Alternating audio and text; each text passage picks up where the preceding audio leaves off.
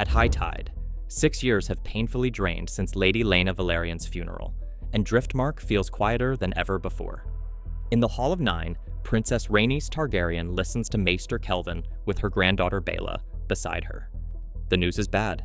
Lord Corlys Velaryon, who has spent years fighting to keep control of the Stepstones, has been badly wounded in an ambush. Rumors say the sea itself worked against him.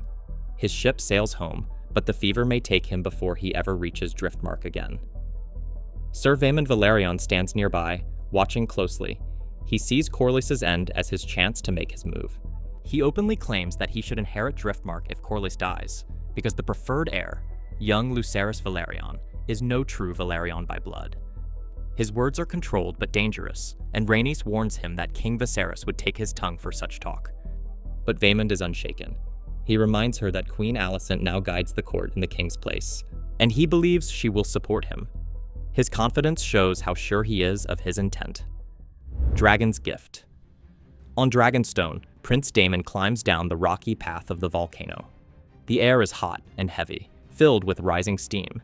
Hidden deep inside, he finds a clutch of 3 newly laid dragon eggs in Syrax's nest. He takes them carefully, carrying them down to the dragon keepers. Every egg is a priceless item, and Daemon treats them as such. These eggs will be much-needed leverage for them in the upcoming clash for the throne. Inside the castle, Princess Rhaenyra watches Jacaerys struggle with High Valyrian. The boy corrects himself again and again, frustrated that he cannot master the language of the Dragon Lords. Rhaenyra reminds him that he has time, and learning takes patience. Joffrey plays nearby, unaware of the danger swirling around his family. When Daemon returns, Rhaenyra sends the boys away. They speak of Baela's letter from Driftmark, and Rhaenyra's anger rises. She knows Vaemond will go to court to steal Lucerys' claim. Worse, she believes Alicent and Otto will support him, putting the Iron Throne itself at risk. Daemon insists that Rhaenys will not betray her, but Rhaenyra fears old wounds run deep. They decide to leave for King's Landing, because silence and inaction would see them lose everything. Red Keep. When Rhaenyra and Daemon return to the Red Keep with their children, they expect warmth, or at least respect. Instead, only Lord Caswell greets them, and the rest of the courtyard feels cold and empty. The castle itself no longer feels like a Targaryen home. Every hallway is filled with symbols of the faith of the Seven, and almost nothing shows the history of dragons or Valyria anymore. Rhaenyra walks through the place she once knew better than anyone, yet each step reminds her how much has changed without her. In Viserys' chambers, the shock is undeniable. The king looks nothing like the man she remembers. His body is thin, his face partly hidden by bandages, and his mind drifts in and out of consciousness. Daemon speaks of Corlys and the Stepstones, but Viserys barely responds, murmuring that it was all settled long ago. When the children cry at the sight of him, Viserys tries to apologize, but the pain cuts him short. Daemon lifts the king's cup and smells the strong milk of the poppy. He understands that Viserys is being kept numb while others rule for him. He looks at Rhaenyra and doesn't say anything. The silence between them implies they both know what is happening. While Viserys lies weak, the small council rules confidently in his place. Alicent sits in the king's seat and guides the room with a steady voice. Lords argue over Driftmark's future as if Corlys were already gone. Some defend Lucerys because Corlys wanted him as heir, while others hesitate, fearing what is whispered about his parentage. Alicent ends the debate and tells them all to present their claims the next day. But behind closed doors, her own house is falling apart. A young servant named Diana is brought to her in tears, saying Aegon forced himself on her. Alicent comforts the girl, believes her words, and pays her to disappear quietly, giving her moon tea so no child will come from it. Then she goes to Aegon furious. Her words strike deeper than any blade. He shames her, the crown, and the name Targaryen. He cries, but she turns away. When Helaena arrives and asks where Diana has gone, Alicent holds her close, afraid of what her family is becoming. Scarred wounds of yesterday. Jace and Luke walk through the training yard where they once played. Jace remembers old days, but Luke only feels the weight of every stare. Rumors about his father follow him everywhere. Across the yard, Criston trains Aemond, who now moves with efficient confidence. Aemond sees his nephews watching and calls out with a provoking tone. Before it turns into a fight, Vaemond arrives with Hightower guards. His presence makes the truth clear. He believes Driftmark belongs to him. and he trusts the Greens to help him claim it. Tree of the Old Gods. Rhaenyra meets Rhaenys beneath the weirwood, trying to mend what time and grief have broken. She offers a future tied through marriage, Jace to Baela, Luke to Rhaena, hoping it will bring peace to both families. Rhaenys listens but gives no promise. She simply says, the High Towers will strike Rhaenyra to her knees. The past continues to hurt. That night, Rhaenyra begs her father to defend her children, but Viserys is trapped under the influence of the milk of the poppy. He cannot grasp what she is saying. She leaves his bedside in tears, knowing she will stand and fight alone. The king returns. Morning comes, and the throne room is filled. Otto stands in Viserys' place, waiting to judge Driftmark's fate. Vaemond speaks proudly, lifting his head high as he calls himself the rightful heir.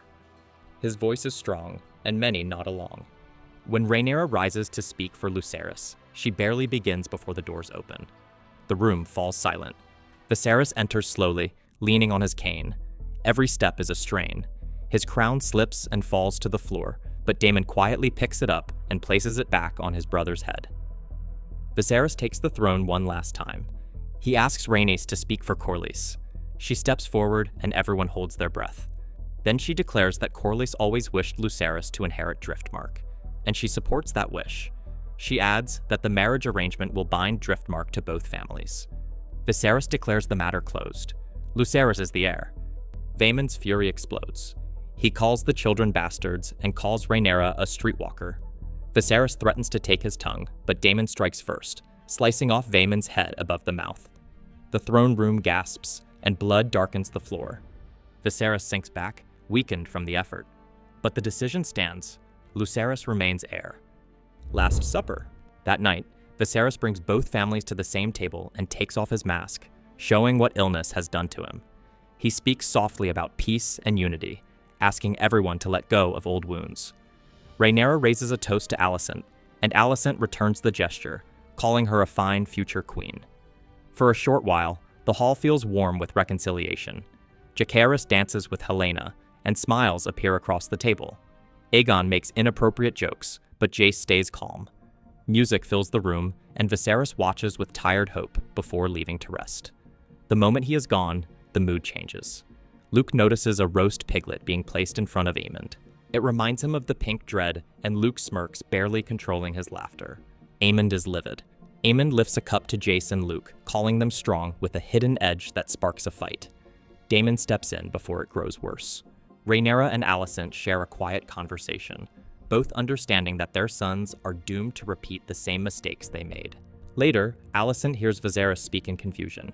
He believes she is Rhaenyra and mentions Aegon's dream, and Alicent thinks he means their son must rule. She leaves believing she finally understands his wish. Viserys whispers his last words to his late wife as he breathes his last, alone, in the dark. Analysis. This episode was simply magnificent. It's a rare win for the Black faction. Rhaenyra deserved to get a win after what happened in the last episode. News of the Sea Snake's impending death reaches Driftmark, and Vaemond makes a play for his title. To counter this, Rhaenyra and her family must travel to King's Landing to confirm Luke's inheritance. The capital has changed a lot in 6 years. It's more religious and pious. Alicent, with the faith of the 7 necklace around her neck, tries to present a pious facade, but in reality, she is nothing but a fraud. She turned cold and manipulative. When her oldest son forces himself on a chambermaid, she offers a bag of gold and a speech. By the time she finishes, a servant arrives with moon tea, the tea that will induce a miscarriage. It's as if she's done this before. It's so rehearsed, so efficient, that the servant arrives the moment she finished speaking. Alicent has changed a lot since the days of Rhaenyra drinking moon tea to hide her shame.